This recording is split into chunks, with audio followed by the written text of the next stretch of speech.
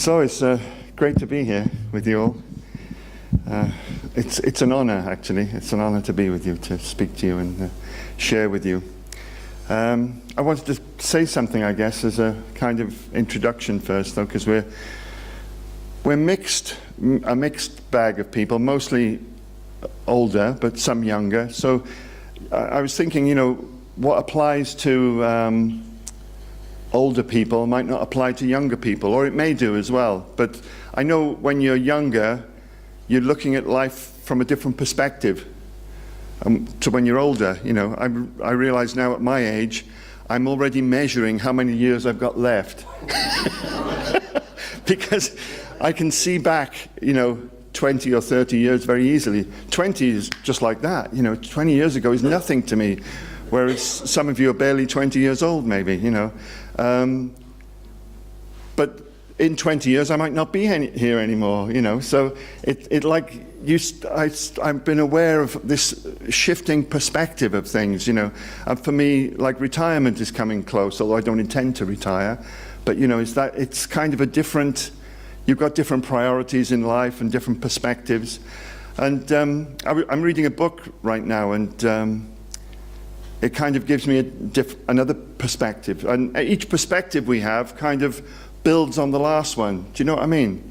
We see life from where we've been, in a sense. And sometimes it's a struggle to let go of some of the things of where we've been and see things new and fresh. Am I making sense? You know, so for example, this book I'm reading, it's called Silk Roads. Oh, I've given it away now, haven't I? Are you reading it? Oh, Matthew was reading it, so I thought that sounded interesting. So, you know, one of the facts came out that in the 900s, what do you think was probably the biggest city in the world? The most wealthy and beautiful city in the world in the year 900? Where would you think of? I've kind of given it away. Rome? Who? Constantinople? Istanbul? It was Baghdad. Baghdad was huge. It was the center of the Muslim empire. And it was so wealthy, you know, and millions and millions of people lived there, you know. Some person reckoned there was 100 million people, which is probably not true, but he kind of tried to calculate how many people lived there. It was so huge, they couldn't count virtually how many people lived there, you know. So that kind of makes you think, doesn't it? And that's what this book is about, in a sense, shifting your perspective away from a Europe-centric perspective to more of what was going on in the rest of the world, you know, China, Middle East and Europe, you know, but how things interact. Anyway, I didn't intend to talk about that, but just the fact that it's shifting my perspective, and I'm aware of that, and I'm aware that everything I have is built on something else. And sometimes the way we build our perspective is limiting. Yeah. So this is not in the sermon, by the way. This is just like the preamble to the sermon. So I wanted to say something, even if you don't get the sermon. I want to say one thing, which is like the budding grandfather in me, although I've got no grandchildren, but I feel like I should be a grandparent now, you know. And I want to say something very simple. Believe in yourself. Believe in yourself. And believe that God works through you. Not that God can work through you, but that God does work through you. I think it's a really important fact. And why am I saying that? Because when I was, 35, if I was to stand here, my knees would be shaking, and I'd hardly be able to talk because I was so self-conscious. I was so worried about what people thought about me. Now I don't really, it doesn't matter to me anymore, you know. I know I'm not very handsome anymore, you know, and I know I'm going to die soon, so it doesn't really matter what people think of me. So, but you know, what's the service about? The service is what's Sunday service about? You can heckle me. You're allowed to answer. Changing your perspective? Not this Sunday service, but generally Sunday service. Why'd you come here? Getting together to fellowship. be with God and with other people. Okay. And what's the sermon about? Not this sermon, but sermons generally. Sorry? Our lives. Spiritual food. Spiritual food. What I was looking for is about you, it's not about me. So many times when I used to get up here, I used to think it was all about me and how I could perform. But now there was a shift I had when we were together. Because I used to come to Sunday service and be really critical of people and think, oh God, what's he talking about this week, you know? And then I changed my attitude, and I came with a thought that I would support the person who was up here speaking. And then what I discovered was, actually by supporting, I got so much from it. And then I realized, well, actually that's the whole point of it, you know, is to come here to get something, get a new perspective, get refreshed, you know, start the week in a different way, you know, with a different point of view, you know. And yeah, anyway, I overcame that time from when I was 35. Something happened where I kind of realized I enjoy talking to people, so why not give a sermon to people? And I gradually started practicing giving sermons with Mr. Hayashi as my pastor, and he used to invite me sometimes to give a sermon. And I tried out all different things. You know, I'd get little flashcards, and I'd read off a flashcard, and I'd make a mind map, and I'd use a mind map, or I'd memorize a mind map and give a sermon. You know, and then almost 12 years ago, just over, 11 and a half, 12 years ago, we split the church, didn't we? And I volunteered to become the pastor. And I may have told some of you this already, but I just want to share it with you because I think it's my personal experience, and I think it can be valuable to you. You know, so for my first sermon, I sat down with my pen in my hand, and I was ready to write my first sermon, and I kind of heard these words, "No." I thought, "What do you mean, no?" It was like God speaking to me and saying, "No, don't write anything down." And that made me really nervous, you know, because I was, you know, I'm not, although I may look confident, I don't feel inside myself like the most confident person in the world, you know. So to have this feeling of God saying to me, "No, don't write anything down, just trust me. Just trust me." It was like really like going to be executed or something, you know. But I did that, and I did it for maybe, I don't know, 8, 9 years maybe. I never wrote down a sermon. I just stood up. Sometimes I had a little bit of an idea what the sermon would be, but I just stood up and gave the sermon, you know. And I realized that even if you have nothing, if you're willing to open yourself, God can work through you. But this is an overused term. That's a very humbling experience, but it really was. It was very humbling, because what I realized from that is God can and does speak through everyone, each person, and it gave me, what it gave me was a trust in others, which I never had before. You know, a trust that God would use people, you know. So many times we're fearful, aren't we, of asking someone to do something, and we think, oh, they might say the wrong thing or do the wrong thing, you know. But it really gave me a trust. If we trust people, it's like giving people permission, you know. It's giving God permission to work through people when we trust people, you know. So it worked for me. And then you may know, you know, in North London we have this sharing time before the sermon, which some people say, oh no, I would never do that because you never know what people are going to say. But that's an extension of that trust. You know, I give some guidelines. Sometimes people don't quite say the right thing. And the idea is that I want people to have this type of experience that I had over many years of each week. It's like something wrenching inside you because you have to give of yourself. Mr. Hayashi knows, I think, what I'm talking about. Anybody who's had to give a sermon regularly, I think, understands that. It's something that you have to bear yourself, you know, you have to dig deep inside yourself. And it allows you to learn and grow. And I think that's the point, isn't it? We should always be growing and developing.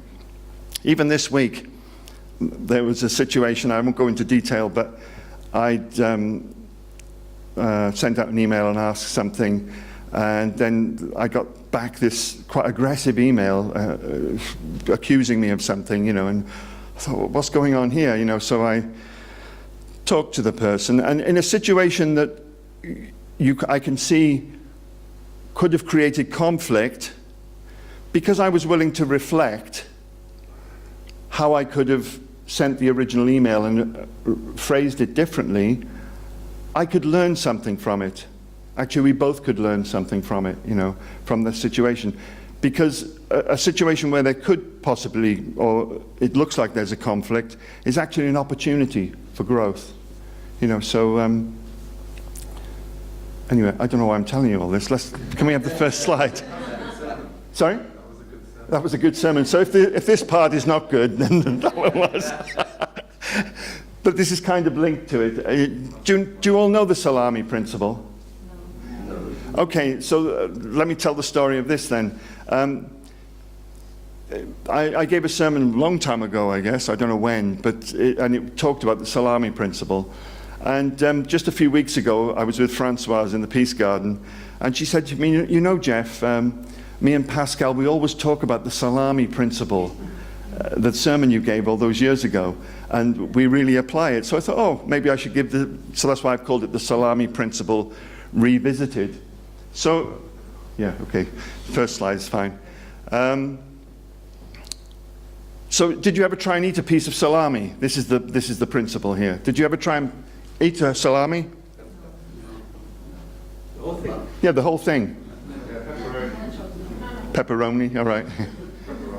Pepperoni, they're little ones, but a big salami. It's quite big, isn't it, So how do we eat it? We slice it up. You slice it into little bits. And when you start eating it, slicing it into little bits, and start eating it, it's quite Moorish, isn't it? It's quite nice salami to eat, And a salami this size can very quickly become a salami that size, and you feel you've got through half of it already. But if you sat down and think, I'm going to eat half that salami, you try and bite into it, it doesn't even taste nice, does it? So, what's the next slide? All right. So I'm going to make a salami sandwich, okay, today. This is a salami sandwich, this sermon. It's a sandwich because in the, what's it called? There was a speakers club I used to go to years ago with Anthony, and they said you should always sandwich things, something positive, something more on the negative, and then go back to something positive. So if you give criticism to someone, you should start by saying, oh, that was very good, you did this, this, and this, but what about this, this, and this? You could improve on that.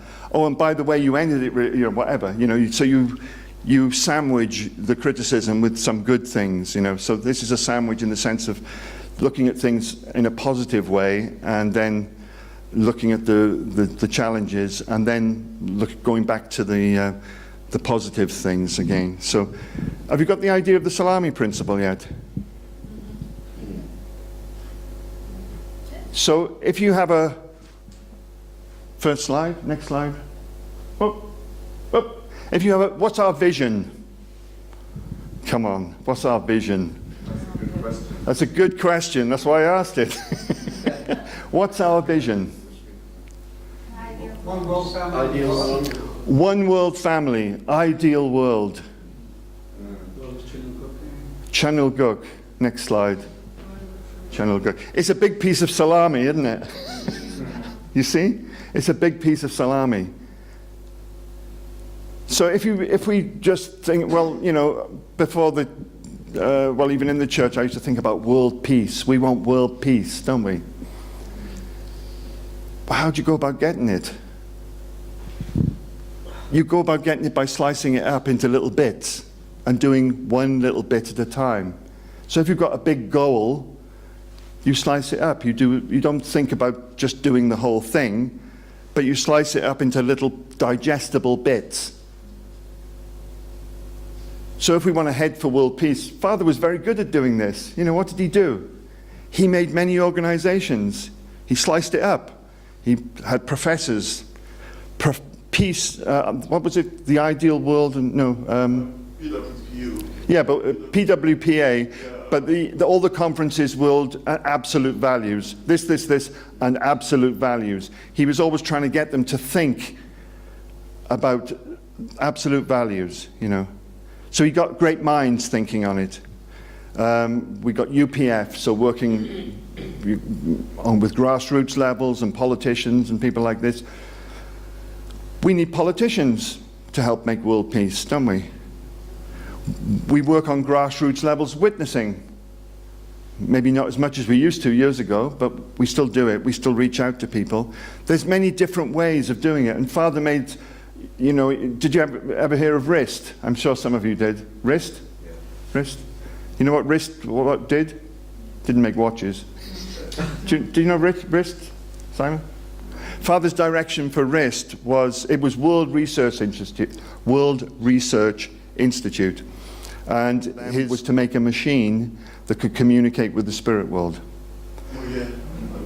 I mean, how bizarre is that? You know, we think, oh, how bizarre is that? But actually, you know, there's various aspects of science coming towards, you know, the more I hear about Tesla, you know, he had all sorts of unusual ideas, and maybe some we've never heard about because maybe his research was stolen away or hidden away somewhere, you know. So, you know, we live in a world where, you know, things on the spiritual level are really, we're just scratching the surface, I think, you know, of what is possible, you know, in terms of relationships. So, don't know, what's the next slide? All right, okay. Let me stick to the Salami principle of it. Still more. So if we look at this, you can, even with something like that, you can break it down, you can slice it up. Let us become true owners, okay? Let us become, we're talking about becoming something, true owners of Channel Guk by practicing true love. So you can just take that little bit. You can ask, well, what's a true owner? You can ask what true love is. You can ask what Channel Guk is. You can slice it up into little bits and think about it. But you can already start practicing it, can't you? You can already say, I will practice true love. And you can think, not just think about, contemplate, meditate on, pray about, in your daily life. What does it mean to become an owner of true love? You know, how can I approach a situation with true love? What is true love? You know, I had a situation some time back. I do a part-time job. Thanks to Marshall, actually. Marshall inspired me to get this job. I'm a delivery driver on a Friday, Saturday, and Monday for Tesco, which I really love doing. It's just a simple job, but I really enjoy it because I meet people.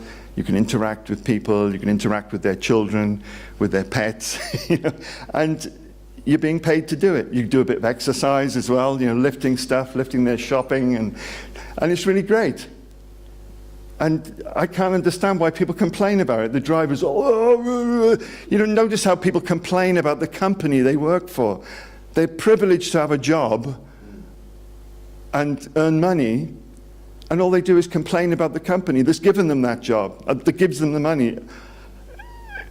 It always seems so bizarre to me. I love it. I love the job.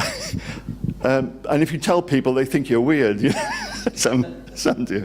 Anyway, there was a situation one day where one of the drivers started kicking the trays and swearing and shouting, and he'd just gone mad. I hate this job, you know, and kicked the tray. And so I went over to him. I said, what's the matter? You know, and then because I was concerned about how he was. And he just opened up to me. I won't tell you everything he said. But anyway, I talked to him, and you know, he calmed down, you know, and I've had similar situations where people are actually swearing at me.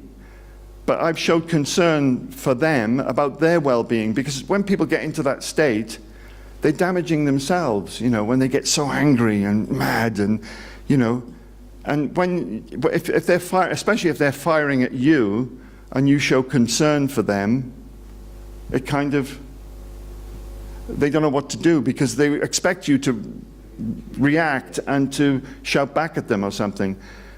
But when you show concern for their health and their well-being, then suddenly they have to think about different perspective. I think that's kind of coming close to the idea of true love, where you care for each other, where you care for other people, even if they look like they're going to be your enemy, or they want to be your enemy. You have a bigger perspective than just someone's coming at me, that kind of thing. Anyway, so yeah, so you can, well, no, stay there.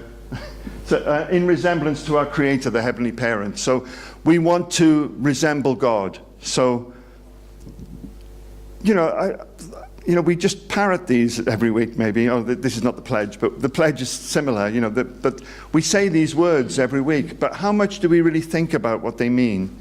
Think about what we're saying, and actually look at each part, each component of it, and take an aspect of it. Okay, today I might work on this, or contemplate this. Many times I had an experience or something happened, and then with that experience, I would carry it with me for a week or 2 weeks, kind of reflecting on it, reflecting on what God was trying to teach me through it, or reflecting on the meaning of it. It's kind of like digesting it. You have a profound experience and then you have to digest it. So do you see what I mean? So it's like eating bits of salami. You take a little bit, a little experience, you eat it and you digest it, and you someone did this experiment with us once. Did you ever do this little experiment where you get one sweet and put it in your mouth and just allow it, close your eyes and allow it to dissolve? Try it when you get home. I should have brought some sweets with me. Or anything, just one small piece of food.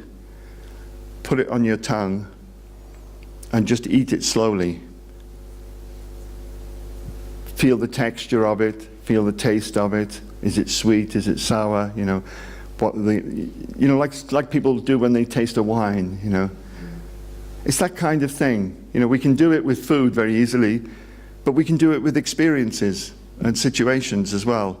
And we digest things and we make things ours.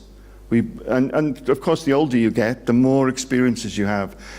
And also experiences that may have been a bad experience in the past even, we can think about it and digest it, regurgitate it and digest it again.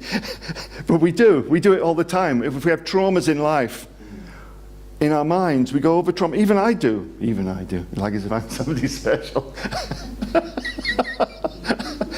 I mean, I'm here speaking, but we're all the same, aren't we? We often have these concepts, or leaders, or this person, or that person, but we're all the same. We're all human beings, and we all have a common experience, I remember Mrs. Thatcher saying, people asking her, what does she do when she goes home at night? She said, when it's been a tough day, I go home and I cry on my husband's shoulder, she said. I don't know if you ever heard that quote from her, but it's very human, and it shows you she's just an ordinary woman. She did some great things, but she was an ordinary woman. Like the women here. We're all ordinary men, like the men here. But we're not ordinary. We're extra special. We're God's children. And, so we're all special as well. I'm not special, but I am special. We're all special. Do you see, it's a bit of a paradox. We should feel that value in ourselves, but it doesn't mean we're better than other people.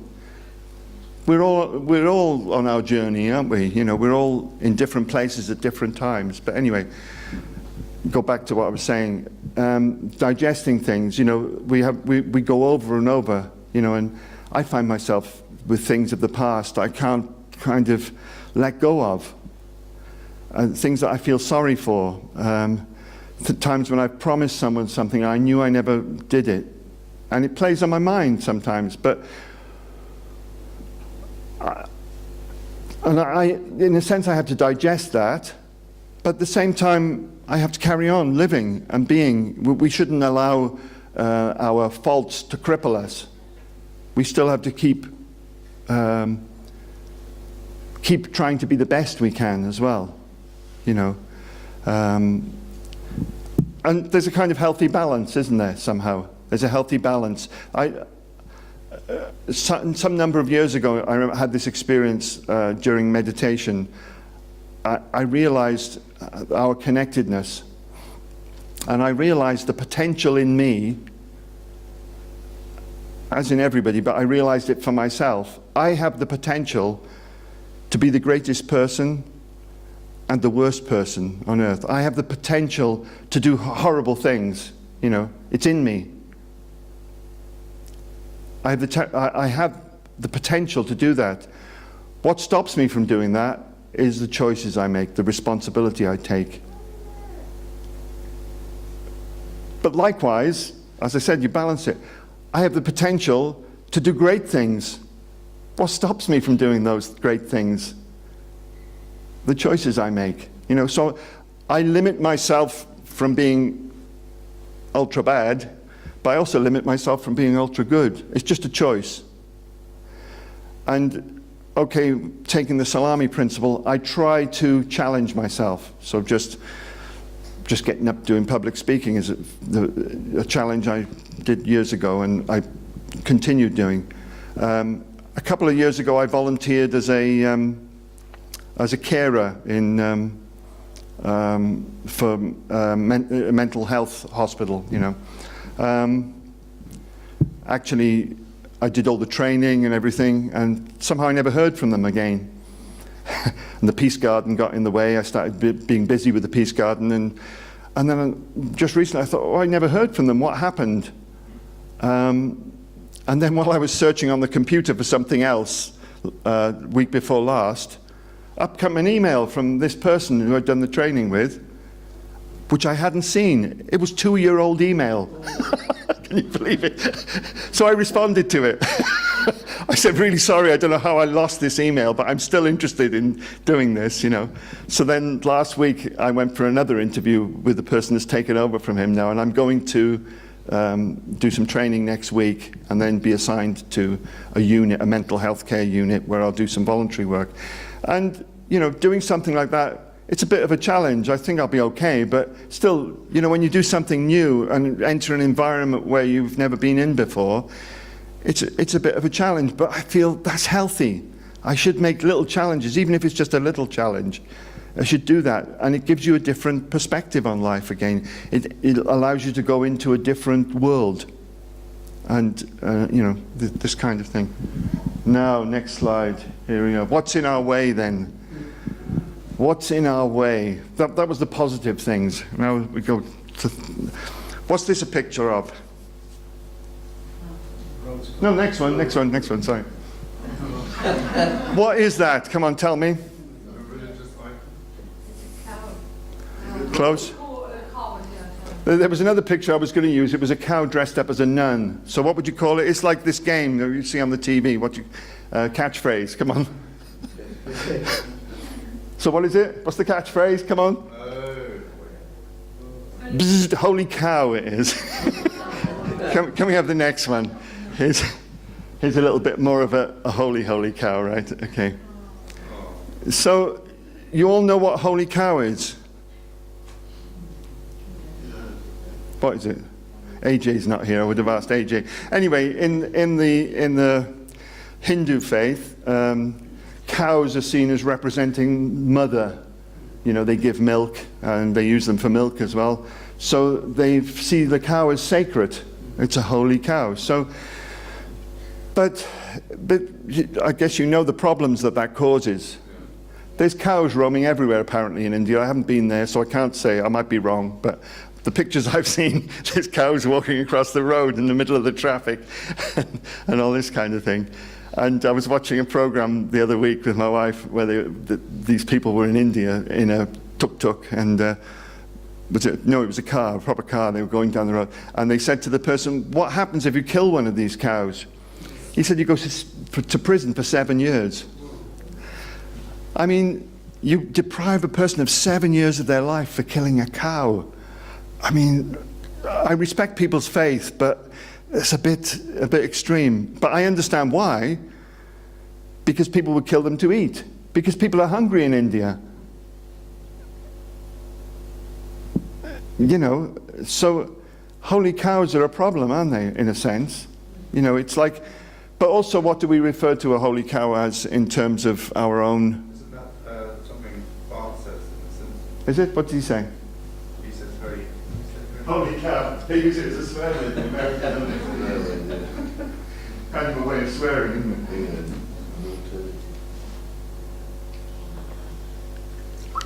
it? Okay, let's have the next slide anyway. Next one. So what's that cow then? Golden calf. You see where I'm going with this?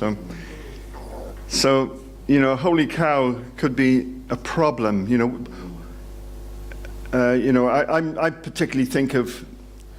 I have these interesting conversations with people, you know, and even within our own church, we've all got our own holy cows or golden calves, in a sense. You know, oh no, you can't do that. No, you have to do this. You know, have you come across people like this? Yeah. And our holy cows, or our golden calves, get in the way of us working together. What's more important? You know, what's more important, the religious concept or working together? Father says we should love each other. What's the first way to love each other? What's the first, what does Father say comes before love? Father made a statement, before love comes, he said unity.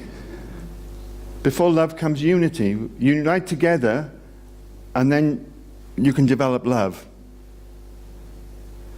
So, but because we're in love with something else, we put an idol there. You shall have no God bar me. You know, that's the first commandment, isn't it? But we put all these other gods in the way, you know. Yeah, it's difficult to say, isn't it? Because I don't want to offend anybody. Because we've all got it. We've all got these things that say, oh no, you can't do that. You know, you have to do this, you know. And the problem is with all these absolutes, you know, absolute, you know, and you notice often with people like this, it's always you should do this, you know, you should have this, you know. It's always telling other people what to do, you know, instead of just being an example. You know, I often reflect on this, you know,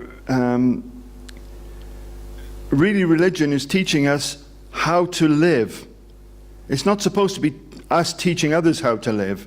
It's supposed to be teaching us how to live, how to be, as an example to others. We have to learn to love others.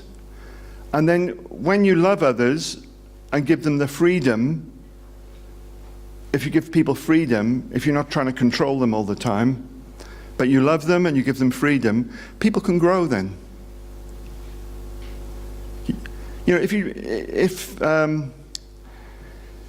if you're forever there holding somebody's hand or, you know, guiding somebody like this, when you're not there, what will happen? You know, my mother told me a story.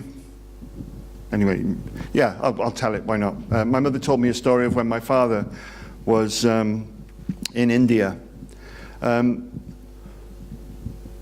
We're not a particularly religious family, you know, we weren't a particularly religious family, although my grandmother, my father's mother, was very religious.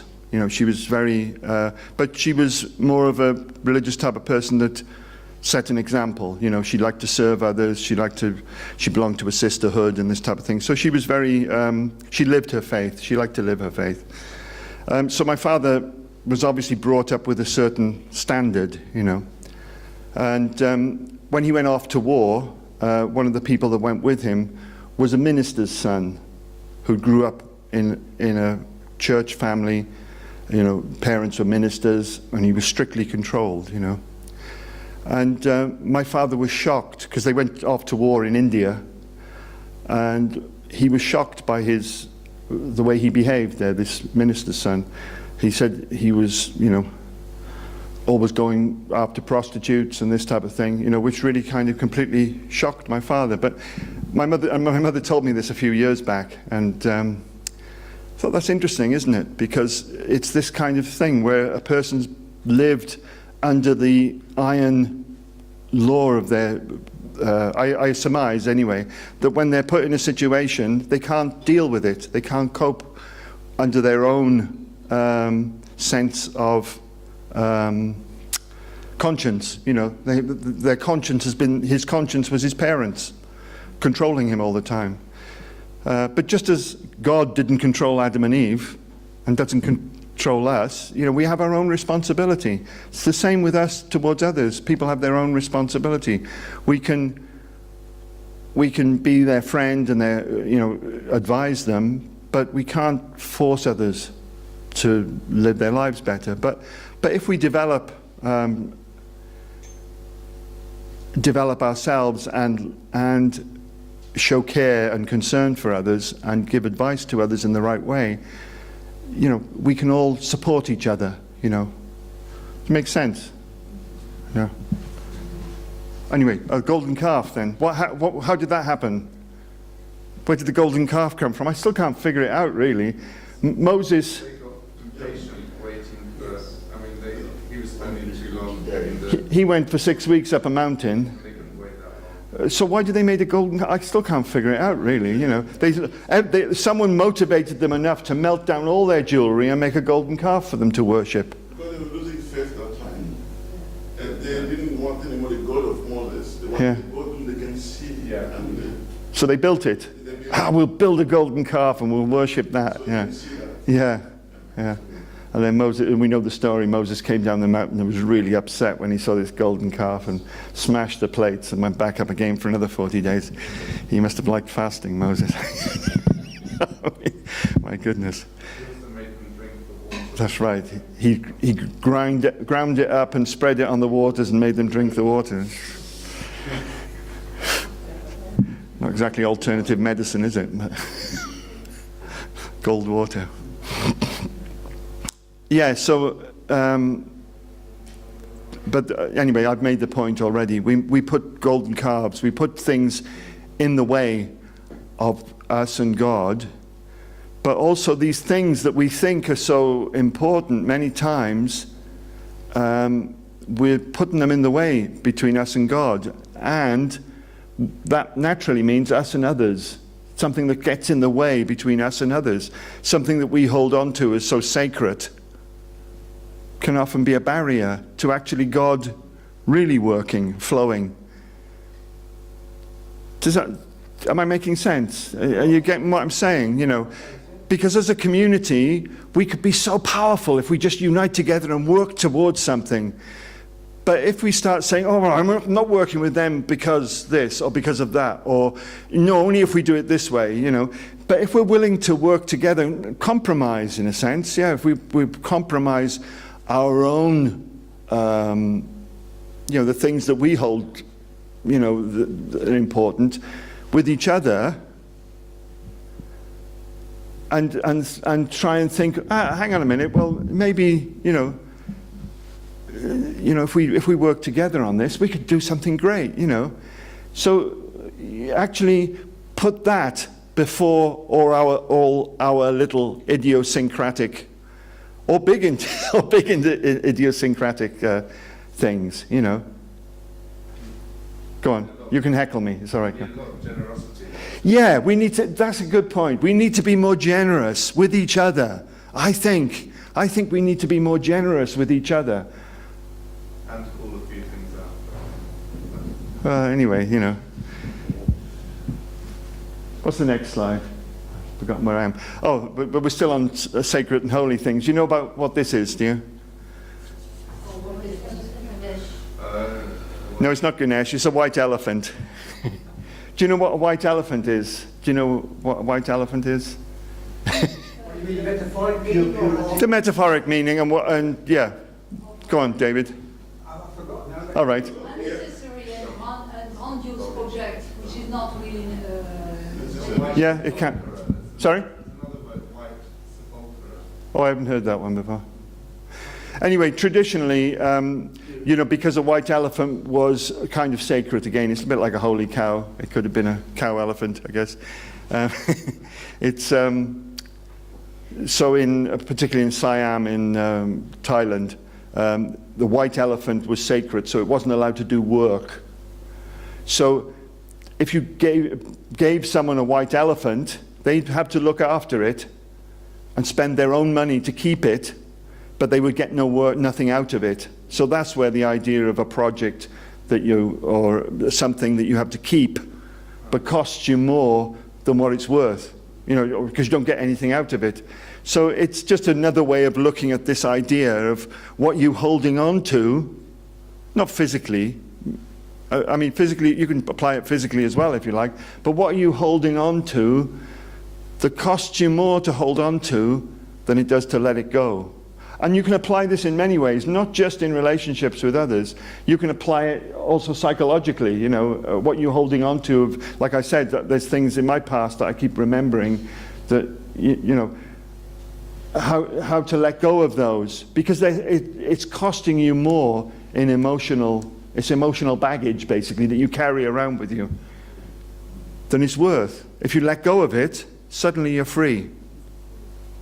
And you'll say, oh, it's easier said than done. Well, I know it is, but it is easy once you've got it. Just finding that point. It's just a point. And then you can do it. Yeah, let's go. Next one then. So, when we get the breakthrough, what's the breakthrough? Ta-ta! Next one. Oh, right. We're not quite there yet. By building brick by brick, actually, So you could say, the salami principle, you could take the little bits of salami or smaller bits of salami on the way to the big salami of General Guk. There's lots of little projects we can do. And it's like building brick by brick. I mean, I happen to have that one there. It's good to plan things, of course. It's just an image I downloaded. But really, I wanted to say it's like building blocks. Each little bit, in a sense, each little slice of salami, you could also imagine as a brick, as a block. And each block we build. Next slide. Next slide.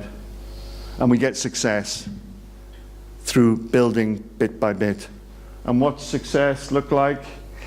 I was struggling with an image for this, but this image for me, it conjures up many things for me. I have admiration for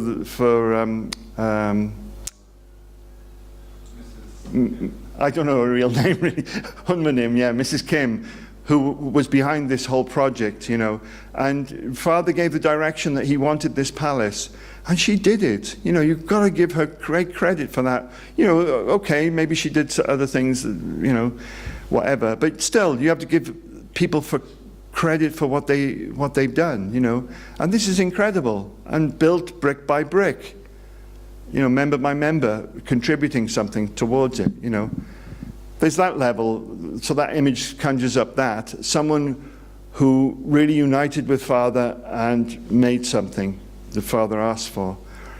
So that can be taken also in many ways. How can we unite with Father and build what Father is asking for?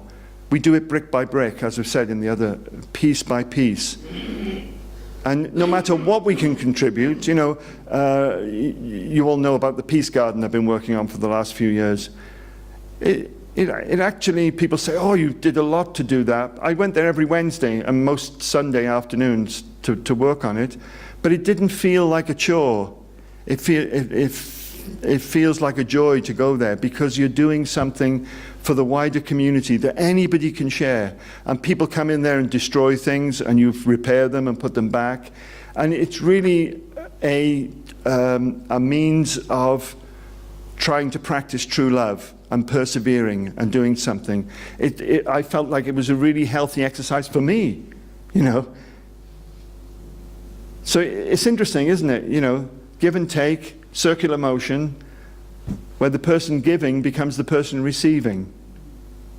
Do you know what I mean? So you do something, you put yourself into something, but actually it's just as much for you to gain from, to learn from. You know, it's beautiful. It's actually very beautiful. And then the other thing this image conjures up is the reason why I could make a kind of a breakthrough and begin even public speaking or giving sermons was because of a technique that I was taught, which was creative visualization, using creative visualization.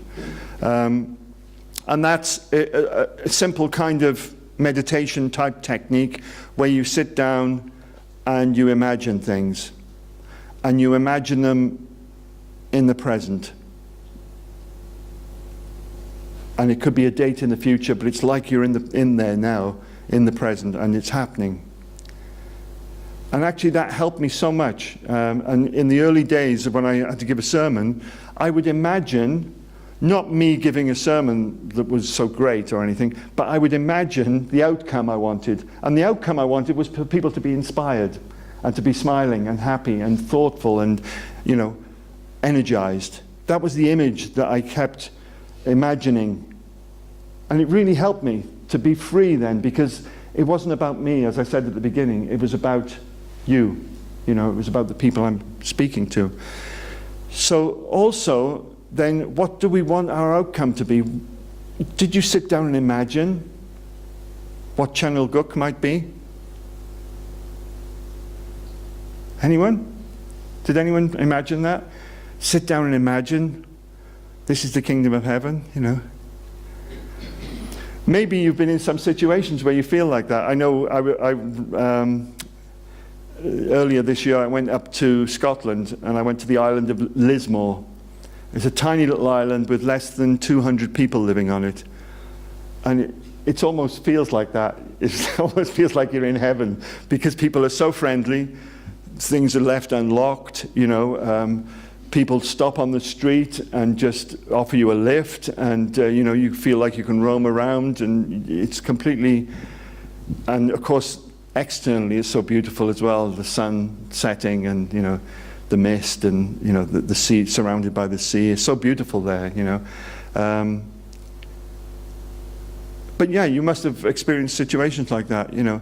We lock our doors, don't we? I'm not saying you shouldn't, but we lock our doors. Many times, I remember even when I lived in Harrow, my wife would work nights, and I'd come in and I'd forgot to lock the door. The door was actually open. Monica would come in and push the door and it was open, because I don't know how I'd forgotten. Anyway, we do these things, don't we? Or sometimes you see keys in people's doors, you know, but they don't get robbed.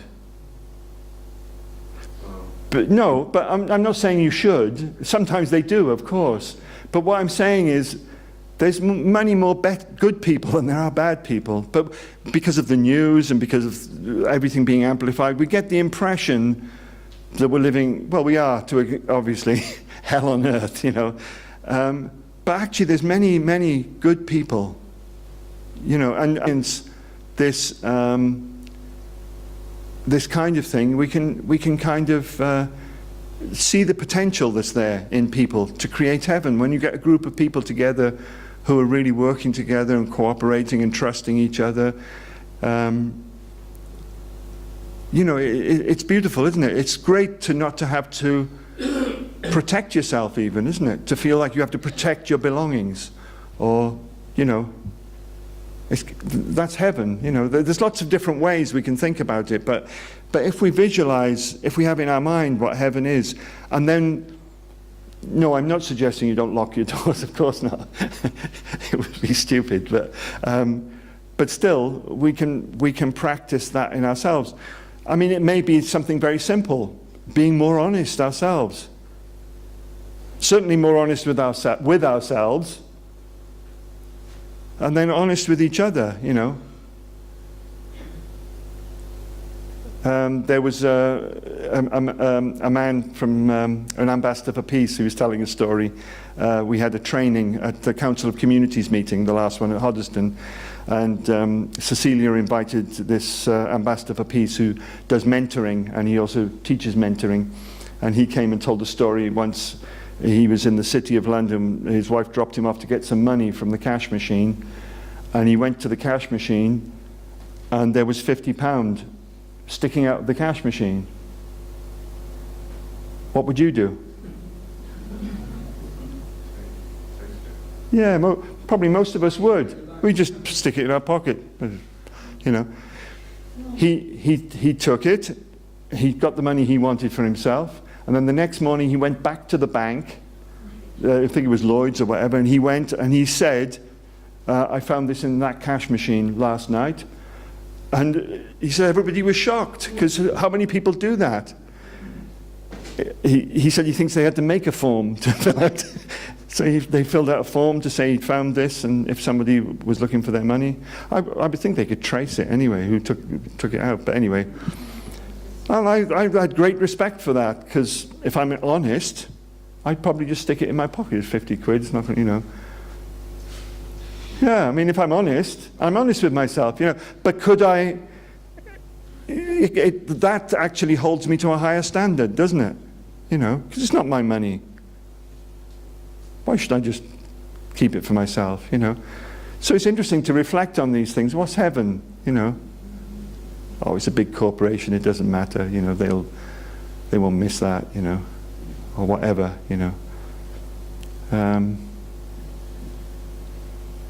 You know, many people who work for big companies just help themselves to stationery or this or that, and they think it's okay. Oh, well, I work for the company. It's not. It's stealing. That's the reality. It's stealing. Years ago, I worked. Now I'll confess something. My sins. A few years back, when I lost my job, I went to the Dole office, and they would give me 50 quid a week. I thought, that's ridiculous. I can go out and earn £50 a week. It's stupid, you know, doing something. So I took a job driving at the airport. I don't know if some of you might remember when I was doing that. I worked for a company called Purple Parking for a year or two. So you would pick up people's cars, and you'd park them, and then you'd bring them to them, meet them at the meet and greet. You know, you meet them at the airport and pass the car over to them. You know. So when you're driving in people's cars, sometimes they got some mints or something there. So I used to just help myself to a mint, you know. It's all right, you know. That's my confession. And then one day I was giving a lift in somebody's car to another driver, and I took a mint. I said, "Do you want a mint?" He said, "No, that's stealing. I'm a Muslim." Yeah, judgment, huh? What standard do we hold ourselves to? I realized, well, yeah, you could surmise, well, they wouldn't mind me taking it sweet. But still, I didn't have permission. I shouldn't have done it, you know. And he reminded me of that, you know. So what's the kingdom of heaven, you know? Is it just where we just help ourselves to other people's things? No, I don't think so. I don't think so, no. Maybe it is a place where we share more, but it's certainly not where we just think we just help ourselves. It doesn't matter, you know. We need permission from people, you know. And did you stop? I did, Anne. Yes.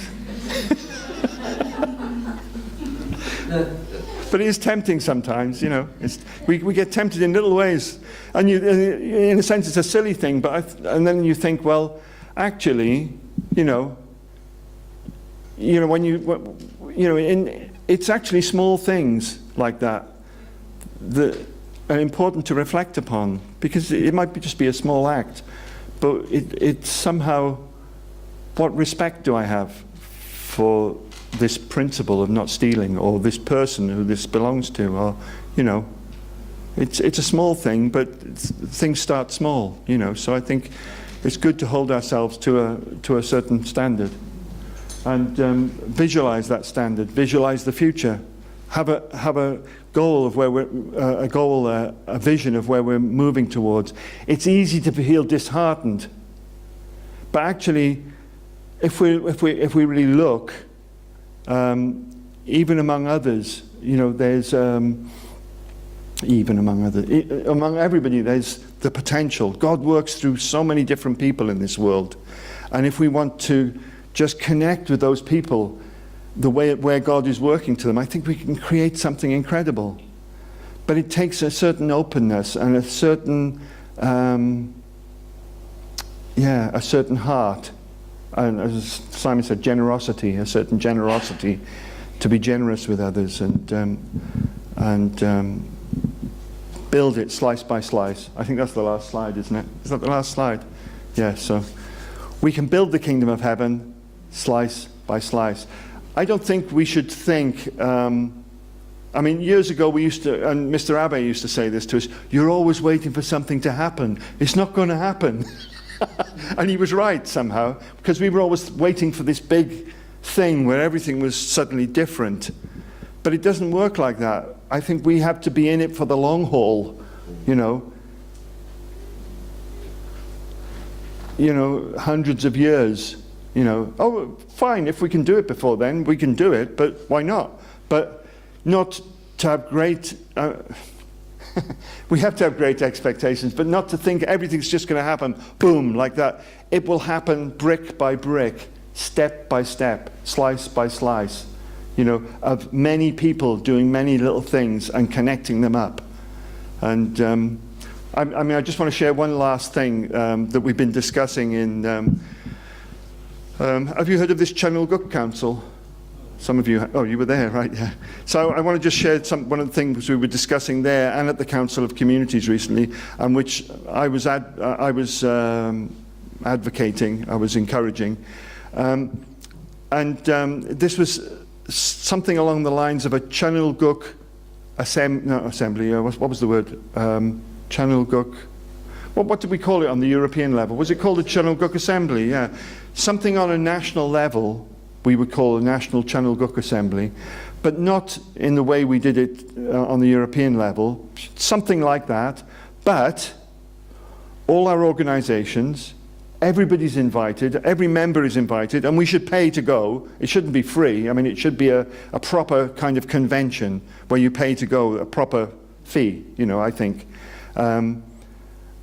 And it could be something for our ambassadors for peace to come to, the close ones especially, and for organisations that are in tune with us, on the same frequency, if you like. Kind of organisations who are trying to build something better. We should invite those type of people and work together with them. I think it could be a great thing, a 2-day event, a 1 or 2 day event, where you have focused discussions and breakout groups where you can plan different projects or discuss projects, let people know about projects you're doing, and there's always something for everybody, isn't there? Then. Anyway, it's just something I'm really kind of excited that could happen, and we are discussing. So maybe next year we might have something like that. Yeah, March, maybe. They're looking at doing it in March anyway, so a little heads up there for you. Thank you. That's the end of my sermon. Let's build it. It's strange. A few years ago, I felt quite, oh God, Father's gone, and, things are in disarray, and, and there's all sorts of reasons to feel pessimistic almost, But actually, I feel quite the opposite now. I feel like if we come together as good-minded people, good-hearted people, to build something, bit by bit, we can do it. We can make an impression. We can make our impression on this nation. We can make our impression on the world. Just keep the faith, kind of thing. Father always said, what does the person of faith have? They always have hope. So he called them the Day of Hope tours, didn't he? He wanted to give hope to people. We have to have hope, not be pessimistic, but really believe, have faith that we can make something happen. And each one in our own little way, supporting each other. Can I sing you a song? I'll just sing a song. Can I? Is that too long? Am I going too long? It's okay, all right. Otherwise. What? I'll sit down if you want. No. All right, sing a song. This is the song that encourages me because of the first words. And you know it, I often sing it. So, guide me, O thou great Jehovah, pilgrim through this barren land. I am weak, but thou art mighty. Hold me with thy powerful hand. Bread of heaven, feed me till I want no more. Feed me till I want no more. One verse, that's fine.